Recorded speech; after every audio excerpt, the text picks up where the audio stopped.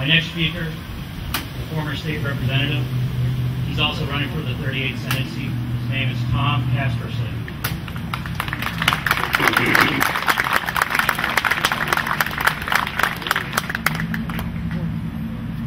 Thanks, Tony. Thanks for allowing me to be here. First of all, I want to thank everybody that's out here for showing up today, because this is exactly how we're going to get this thing accomplished and move forward.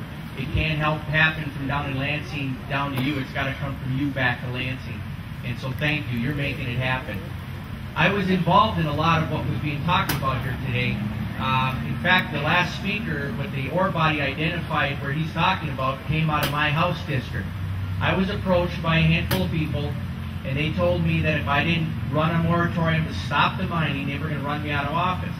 Well, having a 27-year background in log hauling, I didn't take that very kindly, and I said, I'm not an expert in mining, don't know enough about it, but I'll tell you this much. Before I say no, I'm going to find out whether we can or we can't.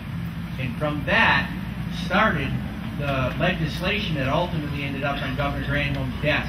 Real quick history of that legislation. We did work for quite a few months. We met in St. Ignace, we met in Mackinac City, so everybody could kind of centrally get there. Both sides of the aisle were present, the Department of Natural Resources, the Department of Environmental Quality, any environmental group that wanted to be there was there. They stood in Governor Granholm's office and applauded that legislation and said what a wonderful thing this was. And Governor Granholm, by the way, had it right when she said this was the toughest standards in the country and probably the world. This is good for Michigan. We're going to put our people to work. It couldn't have been 2 weeks later, the same people, the minute Kennecott tried to move forward, started trying to block them in the courts. They actually have a system, folks, that has been somewhat successful because we haven't probably done enough of this because you all have been too busy trying to make a living and support your families, and you haven't had time to do these kind of things. They do. And there's money behind it, and they're pushing hard, and they look like Little Red Riding Hood, but that's not the case. There's money behind these people, and they're in there acting like Little Red Riding Hood, but they're trying to take our very way of life away from us. I ran for public office, being in the logging industry, because I saw my industry always trying to raise the standard, do it better, spending more money, never satisfying these people. And I came to the conclusion, and I still have that conclusion, they're in the business of putting us out of business. That's why they're there. We have to fight back. And your government needs to stand up against them too. I was at the NRC meeting 2 weeks ago. I did not know going down they were going to bring up the Kennecott issue. I'm glad I went.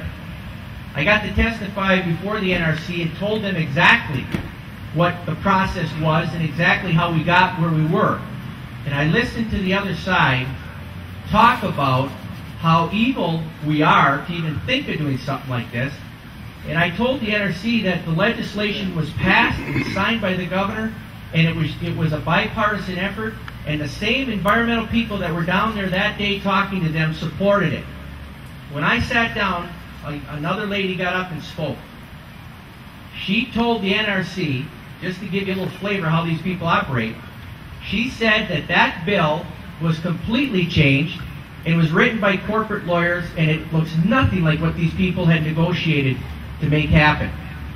The lady that spoke, and I won't mention her name, but I think most of you here know her. You at least heard of her, sitting right by me. I turned to her and I said, "What are you talking about?" And she looked at me as if to say, "Whatever it takes." So what I'm getting at is, they don't care if they're lying or not. They're going to stop us at all costs. That's their attitude. That's why we got to band together and say enough's enough. They're taking our very way of life away from us.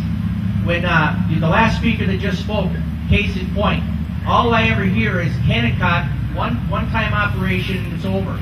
We already know there's three companies looking to start mining. The minute Kennecott starts, I believe you're going to see permits being dropped for 2 more mines in the Upper Peninsula alone. I know there's other ore bodies identified. Absolutely.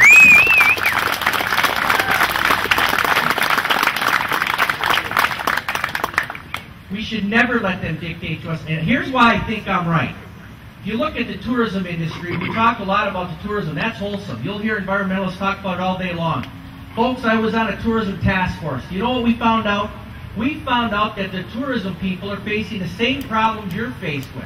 We can't put a dock in because we're going to hurt an amoeba. We can't connect a trail to another trail because we need to do a $60,000 feasibility study, as if we don't know how to put a culvert in and make sure water moves back and forth. How do we promote the tourism industry if we can't get these people to back off and start putting some common sense into it? So they don't talk about that in those terms, but the tourism industry is facing the same problems that miners are faced with, loggers are faced with, and just about anything we want to do. Closing remarks.